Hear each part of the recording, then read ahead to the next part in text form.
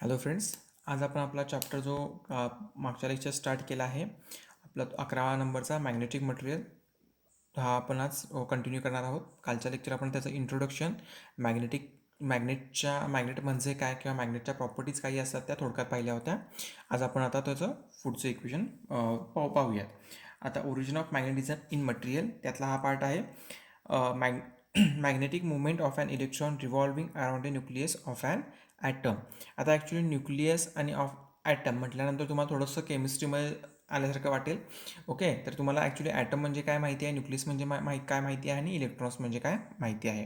त्यामुळे आपण बघूया इथे आपण काय करणार आहोत. समोर एक आपल्याला डायग्राम दिसते आहे, त्याच्यामध्ये इलेक्ट्रॉन हा कोणाच्या भोवती फिरतो, तो न्यूक्लियसच्या भोवती फिरतो.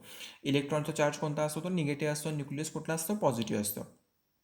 थोडक्यात पॉझिटिव्ह गोष्टीच्या बाजूने निगेटिव्हच्या गोष्टी फिरत असतात. त्यामुळे न्यूक्लियस हा निगेटिव्ह आहे, न्यूक्लियस हा पॉझिटिव्ह आहे आणि इलेक्ट्रॉन हा निगेटिव्ह आहे. तर समोर आपल्याला जी डायग्राम दिसते आहे त्याचं आपण तेच दाखवलं आहे. हा न्यूक्लियस दाखवलेला आहे, तो इथे इलेक्ट्रॉन आहे, हा रेडियस आर आहे, M E means mass of the electron आणि L means angular orbital angular momentum, I means current. Okay, तर M orbit is equal to I A असं आपण दर्शवलेलं आहे. तर ते कधी, the magnetic dipole movement due to current loop is given by M orbit equal to I A. I is the current of current and A is the area enclosed by the loop. Okay, त्यानंतर पुढचा part बघा आपण. हा actually हे equation कशा पद्धतीने येणार आहे हे पण पाहणार आहे आणि त्यातलं मॉडिफिकेशन पुढे करत करत आपल्याला एक इक्वेशन मिळवायचं आहे. Okay, I is equal to E upon T. आता आय मीन्स करंट आहे, आपल्याला हे माहितीच आहे. टी मीन्स टाईम आणि ई मीन्स इलेक्ट्रॉन. ओके, तर I is equal to E upon T means current is rate of flow of charge per unit time, हे आपल्याला माहिती आहे. त्यानंतर T is equal to 2 pi upon omega. Okay, तर omega काय आहे, omega is equal to V upon R, हे तुम्हाला माहितीच आहे. Angular velocity omega is equal to V upon R. आता देअरफॉर व्ही म्हणजे काय आहे बघा, 2 pi R upon T. Okay, तर I is equal to E omega upon 2 pi. ह्याचं मॉडिफिकेशन केलं E omega upon 2 pi. Therefore I is equal to E V upon 2 pi R. Okay, हा omega जो आहे, omega is equal to V upon R या ठिकाणी add केला तर E V राहिलं 2 पाय. इथला जो आहे त्याच्यामध्ये आर आपण खालती ॲड केलं, so E V upon 2 pi R. इथे आपल्याला इक्वेशन नंबर 1 मिळालं. So I is equal to काय मिळालं आपल्याला, E V upon 2 pi R, the orbital magnetic movement associated with orbital current loop. Okay, तर आता इथंपर्यंत आपण आलेलो आहोत ॲक्च्युली. आता ह्याचं एक डिस्क्रिप्शन कसं लिहायचं किंवा डिस्क्रिप्शन कसं आहे ते आपण पाहूयात. Consider of an electron of mass M E and charge E revolving in a circular orbit of radius R around the positive nucleus in clockwise direction leading in and anti clockwise current. Okay, मगाशी आपण पाहिलं होतं. आता ह्याचं description काय बघा कसं आलं आहे. पॉझिटिव्ह न्यूक्लियसच्या भोवती निगेटिव्ह असलेला जो इलेक्ट्रॉन आहे, हा जर क्लॉकवाईज फिरत असेल तर करंटचा करंट लूप जो आहे तो कुठल्या डायरेक्शनमध्ये असणार आहे, तर इलेक्ट्रॉनच्या अँटी क्लॉकवाईजच्या लूपमध्ये असणार आहे. ओके, तर ह्याच्यावरून आपण हे इक्वेशन बघितलं होतं. परत एकदा आपण बघूया. M orbit is equal to I is equal to E upon T. E means electron आणि टी मीन्स करंट. त्याचं आपण मगाशी हे बघितलं होतं, current is a rate of flow of charge per unit time.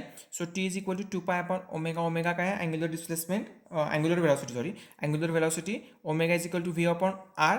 V is equal to 2 pi R upon T. I is equal to E omega upon 2 पाय.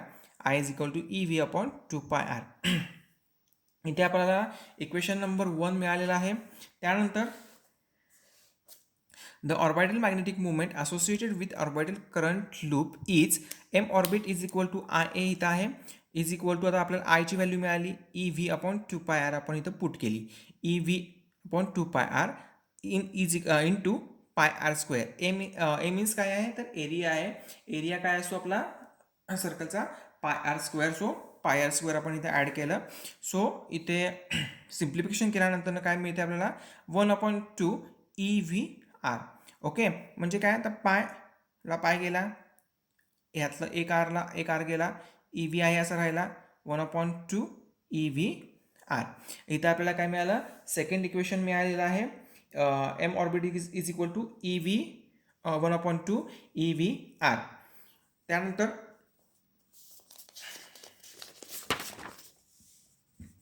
पुढे बघा.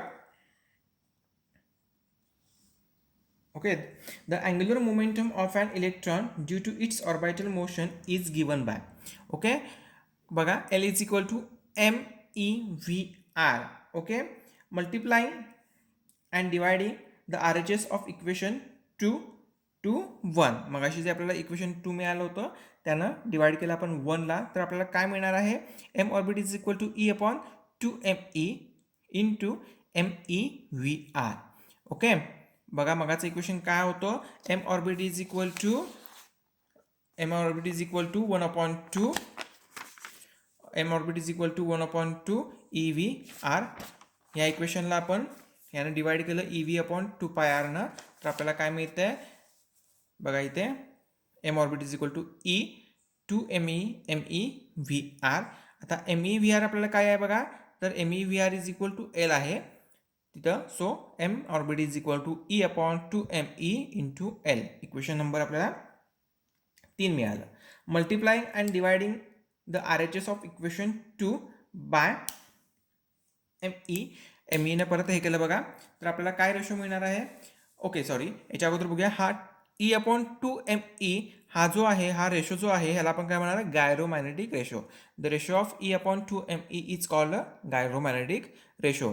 तर E अपॉन 2me जर ऑब्जेक्टिव्हमध्ये विचारलं किंवा एक मार्काच्या प्रश्नाला विचारलं गायरोमॅग्नेटिक इक्वेशन कोणतं आहे, विच इज गायरोमॅग्नेटिक इक्वेशन, तर आपण हे उत्तर लिहू शकतो. किंवा ऑप्शनमध्ये जर ऑब्जेक्टिव्हमध्ये विचारलं आणि खालती 4 ऑप्शन दिले असतील तर त्यापैकी E अपॉन 2me हे ऑप्शन जो आहे हा आपल्याला गायरोमॅग्नेटिक रेशो म्हणून आपल्याला याच्यामध्ये दाखवायचा आहे. ओके, त्यानंतर an electron revolving in a circular orbit, the angular momentum is integral n multiple of h upon 2 pi.